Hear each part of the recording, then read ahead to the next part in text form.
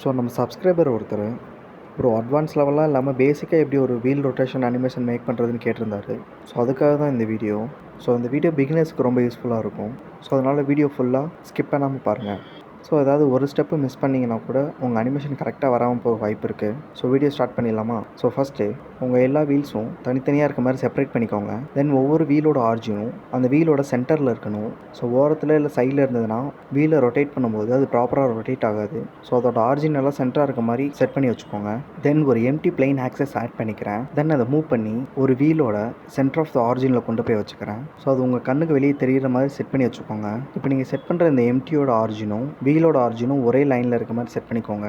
அப்போ தான் வீலை ரொட்டேட் பண்ணும்போது அது ப்ராப்பராக ரொட்டேட் ஆகும். ஸோ சென்டராக இருக்க மாதிரி செட் பண்ணதுக்கப்புறம் வீலை ஃபஸ்ட்டு செலக்ட் பண்ணிவிட்டு தென் எம்டியை செலக்ட் பண்ணி கண்ட்ரோல் P ப்ரெஸ் பண்ணிங்கன்னா பேரண்ட் டேபிள் ஓப்பன் ஆகும். ஸோ அதில் நார்மலாக ஆப்ஜெக்ட் கொடுத்தீங்கன்னா அந்த வீல் வந்து அந்த இடத்துலேருந்து மூவ் ஆக நிறைய சான்சஸ் இருக்குது. ஏன்னா நீங்கள் ஆல்ரெடி காரோட பாடியில் வந்து அந்த வீலை வந்து பேர் பண்ணியிருப்பீங்க. ஸோ அதனால் அந்த வீல் வந்து மூவ் ஆகும். ஸோ நார்மலாக ஆப்ஜெக்ட் கொடுக்காம கண்ட்ரோல் P ப்ரெஸ் பண்ணி ஆப்ஜெக்ட் கீப் வித் ட்ரான்ஸ்ஃபர்மேஷன் கொடுத்துக்கோங்க. ஸோ இப்படி கொடுக்குறதுனால அந்த வீல் வந்து அந்த இடத்துலேருந்து மூவ் ஆகாது. நீங்கள் எங்கே ப்ளேஸ் பண்ணியிருக்கீங்களோ அதே இடத்துல இருக்கும். தென் இப்போது பாடி செலக்ட் பண்ணி மூவ் பண்ணி பார்த்தீங்கன்னா அந்த டயர் மட்டும் மூவ் ஆகாது, மற்ற இடம்லாம் மூவ் ஆகும். ஸோ அந்த பாடியோட இந்த எம்டியை வந்து இப்போ பேர் பண்ணணும். ஸோ ஃபஸ்ட்டு எம்டியை செலக்ட் பண்ணிவிட்டு தென் நீங்கள் எந்த பாடியில் உங்கள் டயர்லாம் பேர் பண்ணியிருக்கீங்களோ ஸோ அந்த பாடியை செலக்ட் பண்ணி கண்ட்ரோல் P ப்ரெஸ் பண்ணி ஆப்ஜெக்ட் வித் கீப் ட்ரான்ஸ்ஃபர்மேஷன் கொடுத்துக்கோங்க. தென் அதுக்கப்புறம் மொத்தமாக ஒரு எம்டி ஆட் பண்ணணும். தென் அதை அட்ஜஸ்ட் பண்ணி அந்த வெஹிக்கிளோட ஃபுல் சைஸுக்கு செட் பண்ணிக்கோங்க. தென் இப்போது நீங்கள் டயரை பேர் பண்ணியிருக்க பாடியையும் அந்த எம்டியையும் பேர் பண்ணணும். ஸோ ஃபஸ்ட்டு பாடியை செலக்ட் பண்ணிவிட்டு தென் எம்டியை செலக்ட் பண்ணி கண்ட்ரோல் P ப்ரெஸ் பண்ணி கீப் வித் ட்ரான்ஸ்ஃபர்மேஷன் கொடுத்துக்கோங்க.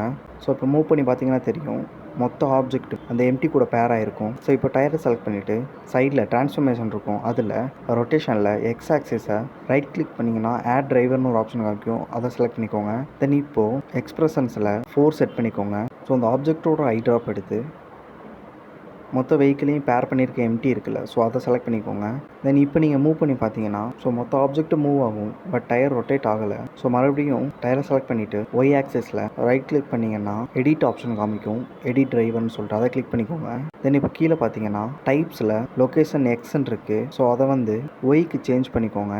தென் கீழே வேர்ல்டு ஸ்பேஸ்ன்னு இருக்கும், அதை லோக்கல் ஸ்பேஸ்ன்னு சேஞ்ச் பண்ணிக்கோங்க. தென் இப்போது அந்த எம்டியை செலக்ட் பண்ணி மூவ் பண்ணி பார்த்தீங்கன்னா அந்த டயர் ரொட்டேட் ஆகும். அது உங்களுக்கு ராங்கான சைடு ரொட்டேட் ஆகுது அப்படின்னா இப்போ ஃப்ரண்ட்டில் தள்ளும்போது பேக்கில் தள்ளும்போது ஃப்ரண்ட்லேயும் ரொட்டேட் ஆகுது அப்படின்னா மறுபடியும் டயரை செலக்ட் பண்ணி ரைட் கிளிக் பண்ணிங்கன்னா எடிட் டிரைவர் காமிக்கும். ஸோ எடிட் டிரைவரில் போய்ட்டு எக்ஸ்பிரஷன்ஸில் ப்ளஸ்ஸை மைனஸை மாற்றிக்கோங்க. தென் இப்போ எம்டியை செலக்ட் பண்ணி மூவ் பண்ணி பார்த்தீங்கன்னா டயர் ஆப்போசிட்டில் ரொட்டேட் ஆகும்.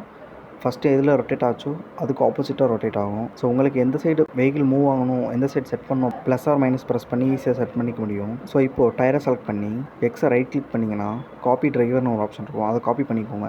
தென் அடுத்த டயரை செலக்ட் பண்ணி ட்ரான்ஸ்ஃபர்மேஷன்ஸில் ஒயில் ரைட் கிளிக் பண்ணிங்கன்னா பேஸ்ட் டிரைவர் ஆப்ஷன் காமிக்கும், பேஸ்ட் பண்ணிக்கோங்க. ஸோ இதே மாதிரி எல்லா டயருக்கும் டிரைவரை பேஸ்ட் பண்ணிக்கோங்க.